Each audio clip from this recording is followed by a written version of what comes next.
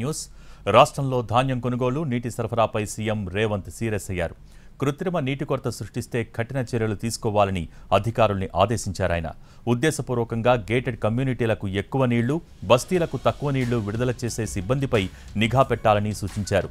ధాన్యం కొనుగోళ్లలో తరుగు తీస్తే వెంటనే చర్యలు తీసుకోవాలన్నారు. ధాన్యం పక్కదారి పట్టించే మిల్లర్స్పై నిఘా పెట్టాలని, ఎంఎస్పీ కంటే తక్కువ ధరకు ధాన్యం కొనుగోలు చేయవద్దని అధికారులకు ఆదేశాలు జారీ చేశారు సీఎం రేవంత్.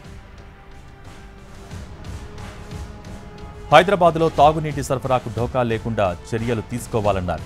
మరింత డిమాండ్ పెరిగినా ప్రత్యామ్నాయ ఏర్పాట్లతో సిద్ధంగా ఉండాలని సీఎం రేవంత్ అధికారులను అప్రమత్తం చేశారు.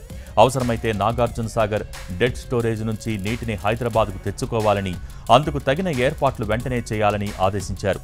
ఇటు సింగూరు నుంచి నీటిని సరఫరా చేసేందుకు సిద్ధంగా ఉండాలన్నారు. కృష్ణా బేసిన్లో నీటి లభ్యత లేనందున ఎగువన నారాయణపూర్ రిజర్వాయర్ నుంచి తాగునీటిని తెచ్చుకునేలా కర్ణాటక ప్రభుత్వంతో సంప్రదింపులు జరపాలని సీఎం రేవంత్ అధికారులకు సూచించారు.